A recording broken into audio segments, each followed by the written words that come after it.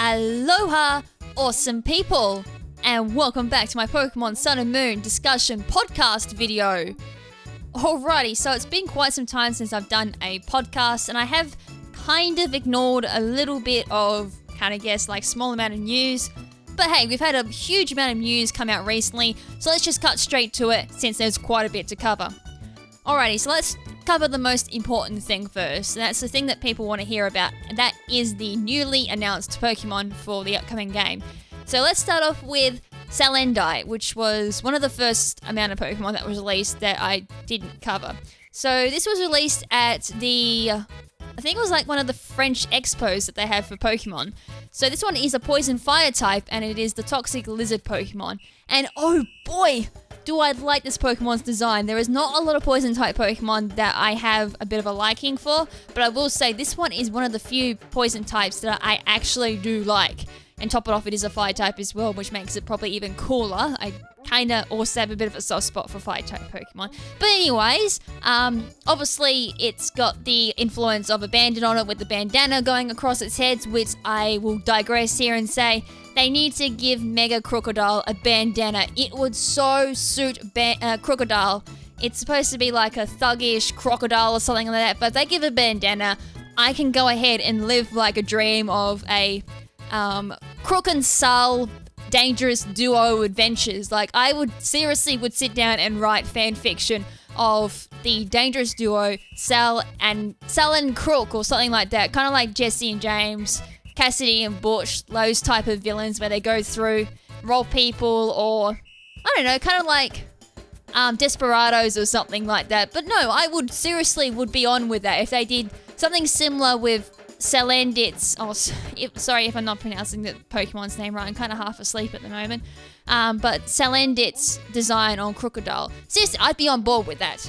But anyways, back to point, its ability is Corrosion. Now, this is kind of game-changing in a way. If anything, this brings my memories back to what Pokemon kinda used to be in a way, just without the still being immune to poison types. But basically, it allows poison type moves to poison type Pokemon or steel type Pokemon. As we all know, those two types cannot be poisoned, still being immune to it, and poison types now being immune to the poison status. Well, guess what? Corrosion just throws that out the window. So it'd be really cool to see how much this actually changes the metagame in both VGC. Well, kind of not so much VGC. I don't see a lot of poison type Pokemon in that particular tier. Maybe Bronzong every now and again. But definitely in the Smogon format, that would be extremely interesting to see how much it's going to exactly change the format there.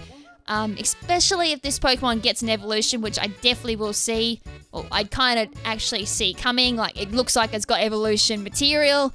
It's going to look pretty badass if it gets an evolution. I will say that. It's pretty cool as it is now. But yeah, you can kind of tell that just looking at its name and its design, it's definitely based on a salamander, probably based on like a gnat or a newt or something like that. There's another lizard I saw that it could possibly be based on as well. But yeah, this is a cool Pokemon, full stop. Let's kind of move on from there.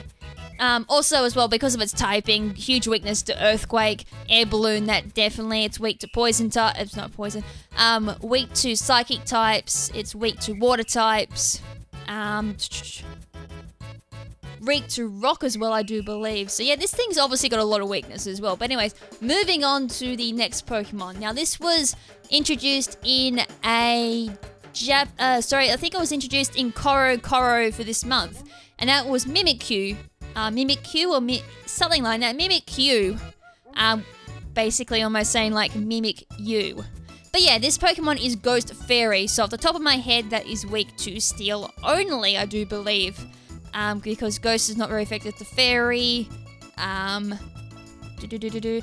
Dark's not very good against Fairy. Poison is not very good against Ghost, and obviously Steel's left over. So this is going to be pretty interesting Pokemon. So it's either going to be quite tanky because it's a Fairy type, and off the top of my head, most Fairies have decent defensive going, or it could be quite neutral because Ghost kind of balances it out. Oh, this is going to be interesting, but it comes with the ability Disguise.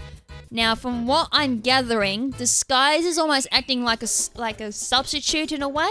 So you know how a Pokemon throws up a substitute, they can take a hit, I also lose a health as well when they set it up. I think it's like a quarter of their health. Well, with the skies, they don't lose any health or anything. So it throws it up automatically. They take a hit, and then it goes down, and you can attack the Mimikyu. And I think it's something like how Shed Skin works, how it can activate at any time. I'm assuming that's how Disguise will work. It will be thrown up at any time. So it's kind of pretty random, I'm assuming. This is going by assumption, of course. I'm pretty sure that's kind of how I got the gist of it. So when that goes down, that's when you'll actually damage the Mimikyu.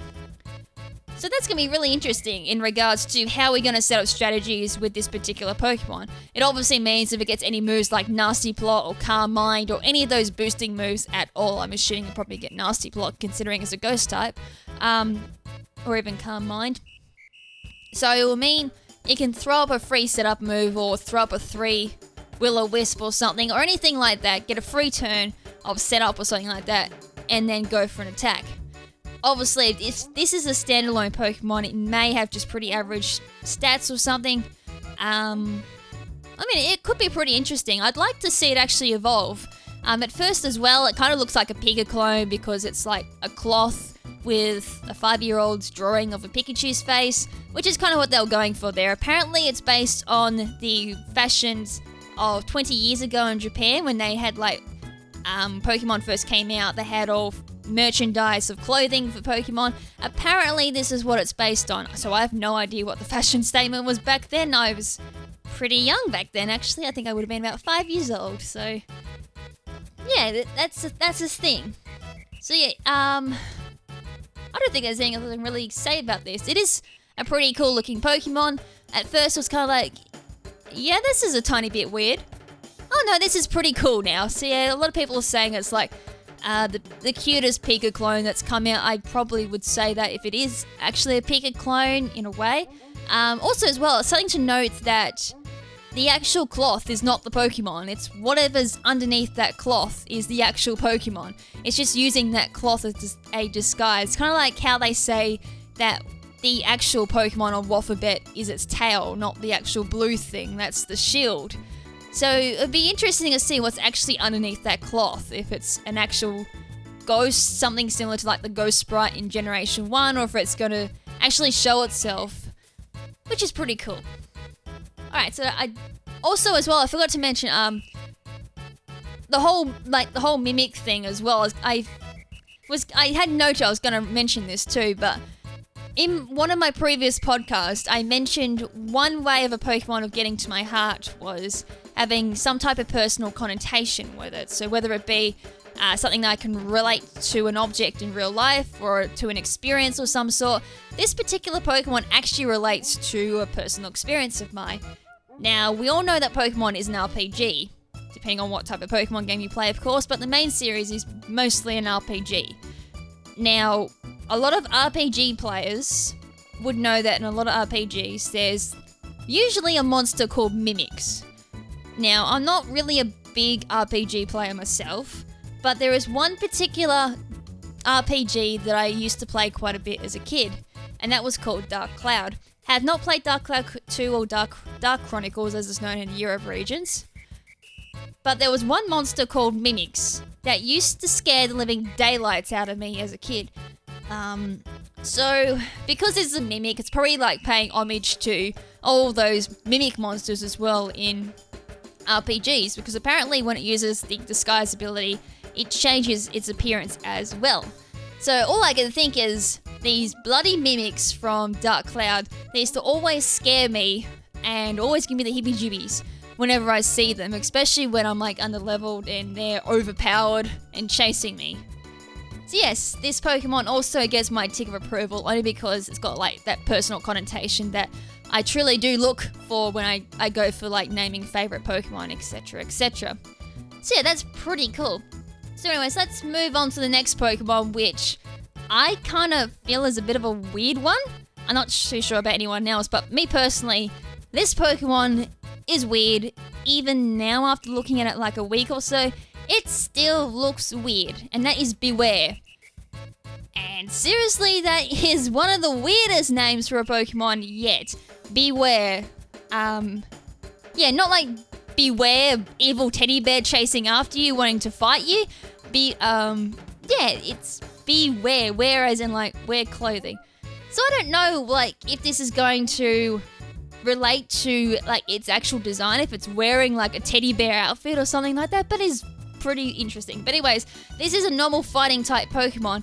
So with my personal experiences with normal type Pokemon, it's kind of giving me the feeling that this Pokemon's going to be quite tanky in health. Usually most normal type Pokemon have around 404 HP at level 100, which if that's the case, this is going to have a lot of health. And with mixed in with its ability, Fluffy, which raises its so it lowers the damage of contacting moves, but does double its weakness to fire types. So since this thing is also weak to fighting types, we can obviously expect a lot of close combats coming this Pokemon's way. With Fluffy, it should decrease that Pokemon's damage output when using close combat.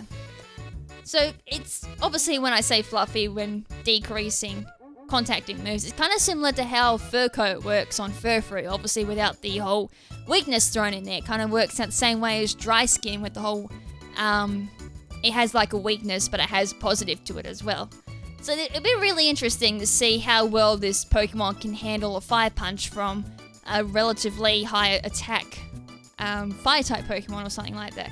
So yeah, it'd be really interesting, and it'd be interesting as well to see if this Pokemon actually evolves. I really don't know if it will have an evolution. It kind of looks like a standalone evolution, and as I said, it kind of looks weird. Also, is that with its weaknesses, I've already mentioned fighting. It's also got a Psychic type weakness, it's got a Flying type weakness, and it also has, I do believe, a Fairy type weakness as well. So it's obviously got quite a bit of weaknesses. It's probably one of the few fighting type Pokemon that are immune to a Ghost type, which is pretty cool. So no Ghost type can come in on it, which means you don't need to kind of use a Dark type move on your moveset like a lot of fighting types have to rely on. They have to usually rely on something like Sucker Punch or Knock Off, which is usually what most of them run, etc, etc.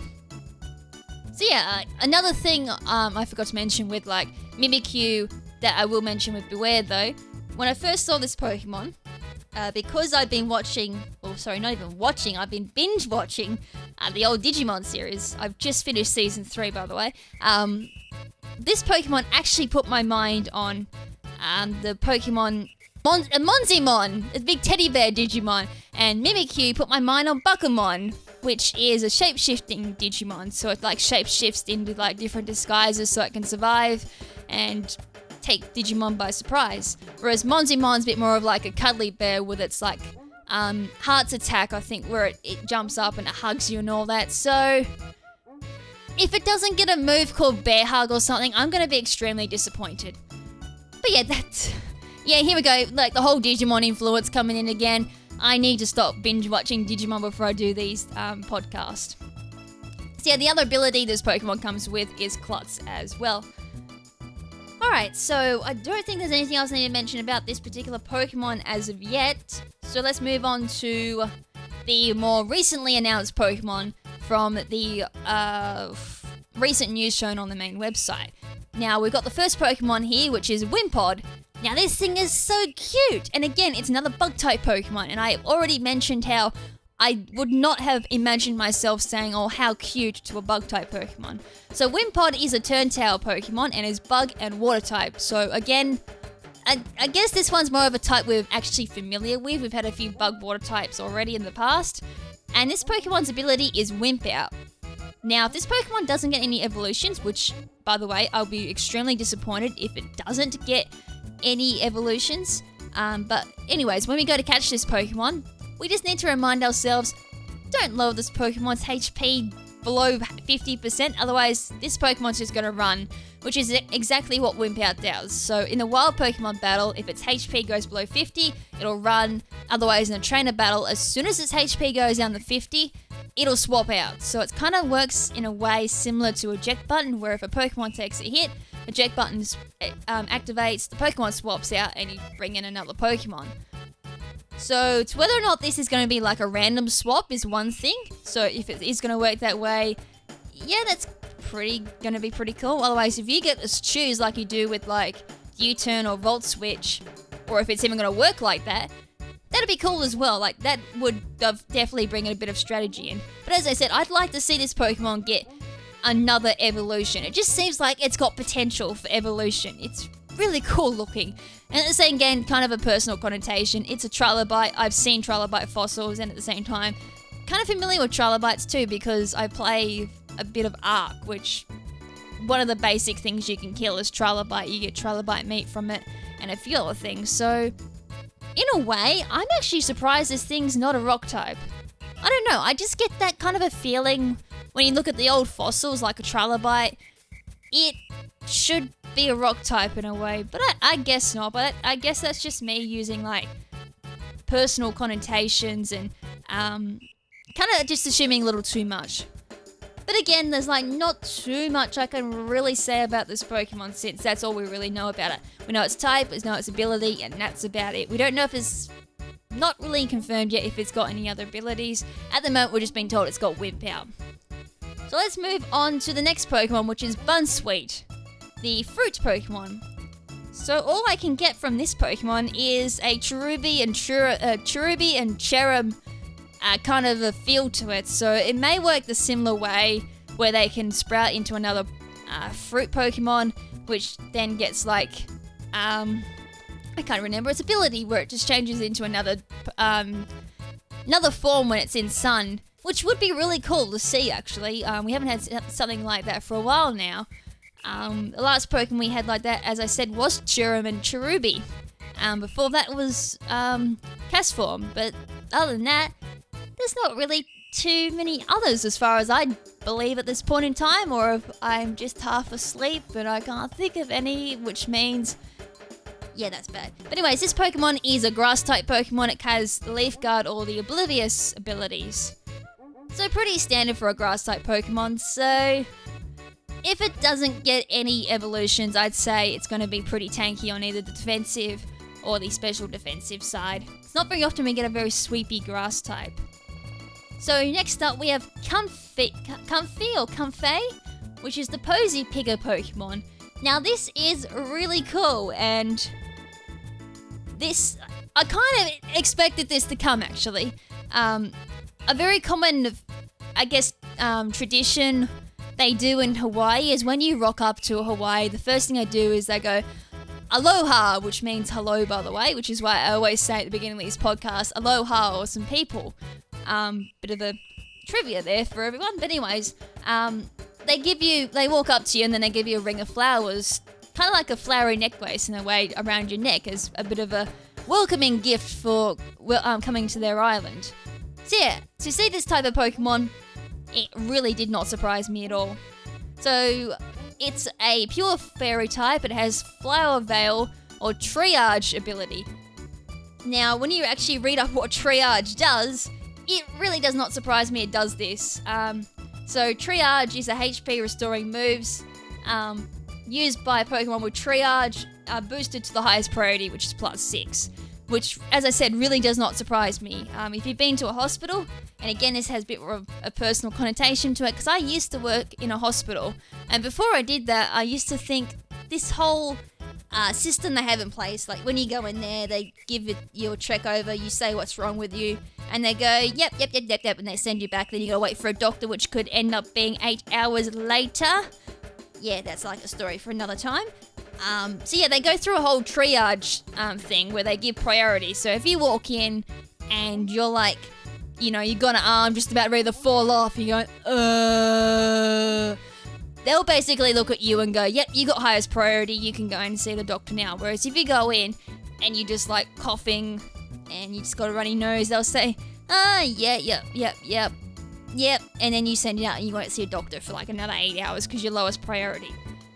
So that's a bit of an explanation why that ability does that and why it's named that. I don't know, I thought it might be just a bit of useless trivia, but there you go. It's also something you can keep in mind as well next time you go see the doctor. I know, it really sucks balls because hospitals are terrible things, and sitting there waiting for a doctor is a pain in the rear side. So yes, I digress a little bit. There's actually nothing else I can really say about this particular Pokemon. It could be a standalone evolution. I really don't know what they'd do with it if it did get an evolution. Maybe give a few more flowers or the flowers sprout bigger or something. I don't know, but yeah, that'll be interesting.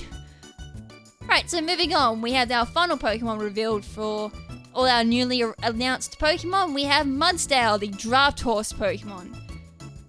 Now this is a really cool Pokemon. If this Pokemon evolves, it's definitely going to be quite scary, but it's a ground type with abilities Own Tempo or Stanima. Now Stanima is a really interesting ability actually. It works somewhat similar to, I guess, in a way, Moxie or even Light Armor, I think it is. Not Light Armor. I can't think of it at the moment. Damn it, this is what happens when you do podcasts when you're half asleep. You can't think of things properly. But anyway, Stanima, where a Pokemon takes a hit, it then raises its defense by +1, which is pretty cool. So in the end, if this Pokemon, like an example, goes into a double battle and you use the old beat up strategy and use it on Mudsdale, you can raise its defense by however many Pokemon you have in the party. So if it's singles, it goes up by 3. Doubles, it goes up by 4. If you use it in singles, like the Smogon format, well, it might be a bit harder to do, unless you can bait them to go beat up or something. But that's one way of using it, I guess. Make it quite tanky. Being a ground type, it's obviously weak to grass, weak to water, weak to ice. I think I always get this thing incorrect. I think it's weak to ice. It's rock that's not weak to ice. As I said, doing these podcasts are interesting when you're half asleep, because you think the next day, oh, why'd I say that for, you dum-dum?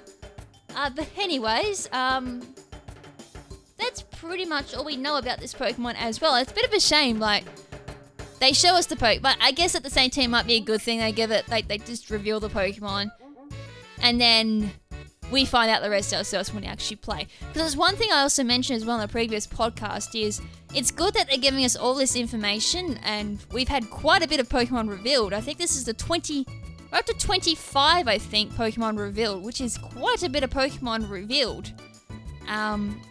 So if it's anything like X and Y, then we've already seen nearly a quarter of the Pokedex already. So I'm really hoping, since they're revealing so many Pokemon, I am hoping the Pokedex is a lot bigger than X and Y. But we'll see. Alright, so that's all the new Pokemon out the way. And as I said, it's a pretty interesting batch, actually. There's not, like, besides Beware, there's no really Pokemon I'm like, okay. Which is really cool. So there's only one Pokemon I kind of gotta grow to, in a way. But yeah, let's move on to all the other news that we got as well.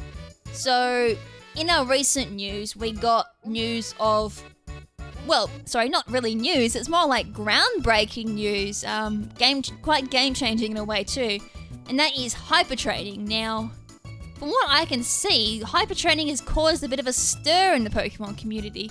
There's people saying like this is the best thing to happen as far as mechanics go, and then other people are saying, what's the point of having this? Personally, I reckon this is going to have so many applications, it's insane why they're not add this sooner.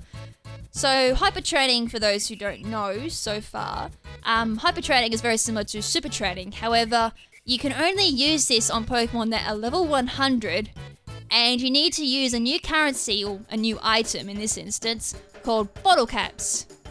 Hold on, did I read that right? Bottle caps? Are you serious? Are we playing Fallout or are we playing Pokemon? Far out. But all jokes aside, that's what we're going to need to pull off this hyper training. So there'll be like a little shop somewhere in the Alola region where you can do this. And it's being confirmed apparently that you can get all 31 IVs from doing this. However, at the cost of obviously using more bottle caps. So if you were one of those people who did do the IV breeding and did up to 5 IVs, obviously you would have to use little bottle caps to get all your Pokemon to 6 IVs, if you are one of those trainers, of course. However, I'm thinking a little too small there.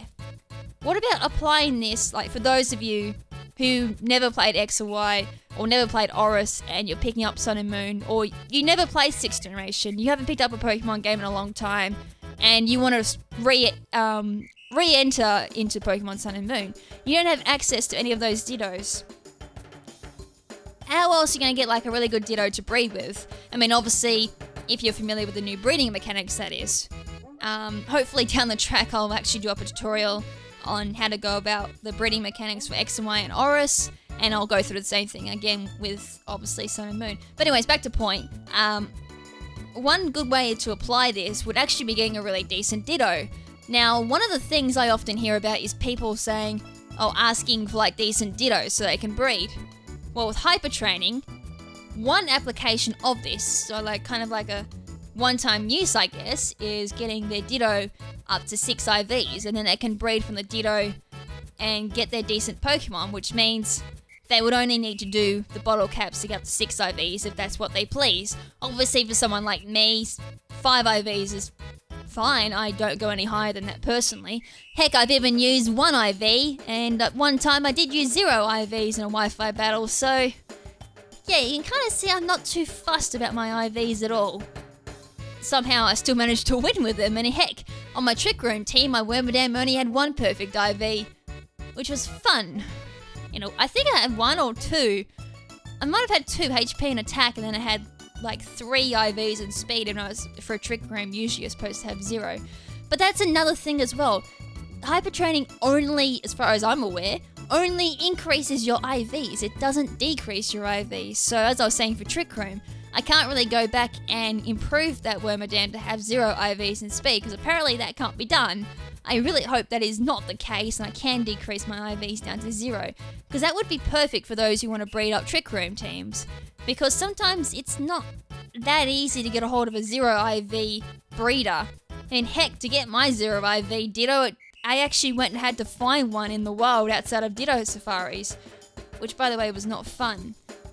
Another way of applying hyper training would actually be for hidden power breeding, and not only that, hidden powers on legendary Pokemon, or even just using the hidden hyper training to raise up your IVs of legendary Pokemon to more decent IVs. I can't tell you how many hours I've actually sunk into soft resetting for legendaries, especially since I've moved to the VGC format. Soft resetting for legendaries with a particular hidden power, on the other hand, takes so long to do, and at times I've nearly torn my hair out and said, I am not doing this, I'll just go without the hidden power and replace it with another move. That's what ends up happening most of the time, because I need something on like pretty soon. I can't hold off a Wi-Fi battle for like 2 months just waiting for a hidden power, which has happened before. I've had to actually I've had to say like I'll delay this team because I'm still working on it, and then bring out another team quickly because I've had to breed them all quicker where I don't have to do any soft resetting. Same deal with hidden power breeding as well. I've actually had to take and say, I've got to delay this team as well, no Wi-Fi Wednesday, because I've still got to breed this bloody hidden power. So at least with hyper training, if you know how your hidden powers work or what numbers you need, you can go through, get your 31, 31, 31, whatever, and whatever stat, and then just move up whatever stats you need with hyper training. But there's only, like, as I said, this is another gripe I have with hyper training. And one of my original podcasts I did, I mentioned something about hidden power, and I noticed a few people said they want a way of actually seeing what number the IVs are. So for example, if a Pokemon had 20 IVs in a particular stat, the game does not tell them. Even with hyper training, it still does not show them what their exact IV is, unless you go into a Wi-Fi battle, bring them up to level 50, then use an IV calculator to see what exact IV they have. They still haven't fixed that. So, that's still annoying. There's still little minor little bugs I'm nitpicking at and saying, they could improve it this way and they can also improve it that way. So at the moment, my only little gripes is they need to have a decrease option, and they need to actually show how many IVs you have. Obviously, IVs can range in between 0 and 31. So that could also be another way of improving it. So hopefully this is just a little alpha or beta thing they're showing us, and they'll add in that little feature as well.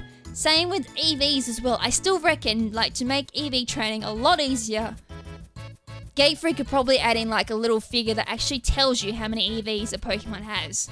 So then when a person who's new to EV training or is still learning EV training, they can look at it and say, oh, okay, I've gone wrong here or something. and they know that. So when it comes to like finally getting a level 50 or something, and they look at their calculator and go, that's weird, why is this not matching up properly? So yes, obviously it's not perfect. It's still slightly flawed in a way, but at least it's a lot better than what we have. And my final one, I have mentioned it a little bit, is your transferred Pokemon. So obviously in 3rd generation, you could only have, on average, 1 perfect IV unless you were really lucky. You probably could have got more. In 4th generation, again 1 IV unless you're playing Heart Gold, Soul Silver, and onwards. This counts for 5th generation as well. Then you could have like a perfect IV, then throw your power item on, which corresponded with that stat, and then pass that IV on, and then go for a 2nd IV. So obviously 2 IVs are max. So I have a lot of these Pokemon. Obviously I've used a few transfer Pokemon here and there. Obviously they're not as viable as a 5 IV or a 4 IV at times, or even a 6 IV. So with hyper training, it means I can go through, spend bottle caps, and make these a little bit more viable than what they are, which is a good thing, because again, previous generation breeding is enough to make me tear my head out sometimes. So yeah, obviously at this point in time we have no idea how battle caps can be obtained. I don't really want to search the wasteland trying to find these battle caps either. Oh my god, I need to stop with these Fallout jokes. So yeah, these either will be obtained through the Pokemon Global Link. Also news on that as well, they did mention that Pokemon Global Link will be going down in October, I do believe, late October, to make room for Sun and Moon, so they'll be down. In the meantime, they'll be having a sale on all the items you can get through Global Link, so your rare candies and all that will be 50% off, and ability capsules are now available on that as well to pick up there. So if you have like Pokémiles online, you can use your Pokémiles and buy ability capsules, which is cool, which means no grinding at the Battle Mason to get 200 battle points to buy them. So get them while you can, I guess. So yes, I don't think there's anything else I can say about hyper training. Obviously, I've mentioned a lot of good things.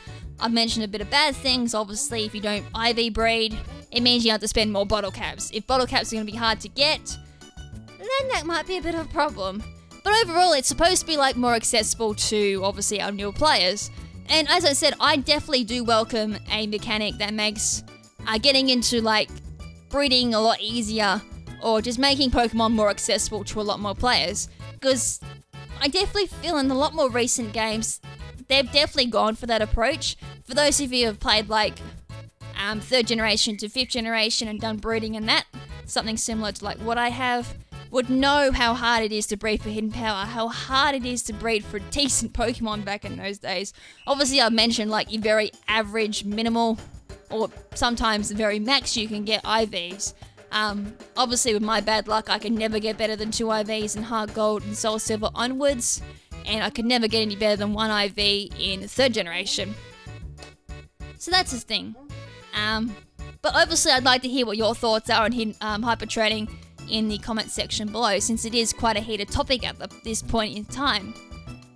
Alright, so let's go on to like the second last topic of this podcast, and this may not apply to a lot of people, but it is pretty interesting to see them actually applying this particular mechanic. Or not really a mechanic, I guess more of a feature. But this is like a personalized global link. Now, for those of you who do participate in a lot of global link Global Link competitions will be familiar with this type of feature. So every now and again Global Link does these competitions where you can enter and you get these certain prizes. Now people get the chance to make their own competitions. So this is pretty handy for those who want to run like tournaments or something and see how many people can get points in certain things. This is the way to do it. There's a good chance I may actually set something up like this down the track. For a lot of my community, because I actually do like the idea of this. I didn't think Game Freak would actually do something like this, but obviously they can do it, and it looks pretty cool. So with this you can name like your competition and everything. It's like a little form you got to fill out on Global Link itself. So you can do name, description, you can do rule set. So apparently only singles and doubles is currently on there, so obviously I think this will be set to flat rules, I do believe. You can also select if you can use a lower Pokedex only or the national Pokedex as well. You've got those two options. Restrictions, which will be if you can use Pokemon Sun and Moon Pokemon only, or can you use transferred Pokemon via Pokebank. There's also duration, so you can set if it can go for like a day, it can go for a week, it can go for a month. I'm not too sure if there's like a maximum duration there, but that'll be interesting. Timer, so they'll be 10 or 30 minutes long, which is pretty standard for a lot of these Global Link competitions, Battles per day, so it limits how many times a person can participate in a particular competition. Competition type, so you can make this public for everyone to join, or private. And the last one is participating trainers, so everyone or specific trainers with a selection allowing you to specify trainers. So if you want this between, like if you do the competition, then you choose out like the top 6 or whatever, you can then choose them and they just fight it out in a little round by themselves. So once you filled it in, you'll be given a QR code that can be scanned, which allows for players to enter. There'll be 2 different ways to play. You can either have an online competition where you specify the number of people you allow into it, or live competition where you can control the rule sets that create the digital player ID. I kind of have no idea what that last bit means, because I've yet to do an online competition. I know that's pretty sad. I keep saying I'm going to do it, but something comes up and I can't do it. It's really annoying, because I said I was going to do like the Kanto Classic. I had to go away for Christmas, see my family. The Johto Classic came up. Something else came up. I think something to do with work came up. That was annoying. Then we've had Sinnoh Classic come up, and I've been so busy with Pokemon Go, which consumes your life, by the way. I'm still doing Pokemon Go, which is why I probably sound pretty exhausted. So that's a thing as well. As I said, I will probably utilize this personally and make up little friendly competitions, and I may like live streaming all the results or something, which actually sounds pretty cool. So it's like a community engaging feature, which again, as I said, I definitely bring on board anything that involves the community. Alright, so let's finish it off something that was featured on the Japanese Pokemon website. Now, it was all like pretty cool. It was like going through showing like riding Pokemon mechanic and a few other things. It was kind of like, I guess, another teaser trailer for Pokemon Sun and Moon. However, there was like one little bit that they were teasing, and it's obviously looking like the mechanic for this particular game. And the funny thing is, it kind of looks like dance moves from the 90s. It really does. It kind of reminds me of the way that I dance. I still dance like I used to as a kid, which is pretty sad, and that's why I don't go to dance clubs. I look pretty pathetic when I dance. But yeah, like they're doing these little dance moves, and when they did it, it had like different color stones. So I'm doing some off the top of my head as well. So they go through and choose like different gems, and then they do like a little dance that looks like from the 90s, and then the Pokemon do like a special move. Kind of similar to the mechanic in Pokken Tournament, where you do like a synchro attack, which is like your ultimate move. That's what it kind of reminded me of. So does this mean the new mechanic revolves around launching like some type of ultimate attack, and then they do a transform? Obviously, when we had the 2 legendary Pokemon, we have Solgaleo with its Radiant Sun phase and Lunala with its Full Moon phase. Now, apparently, they go into these different forms when they perform a particular move.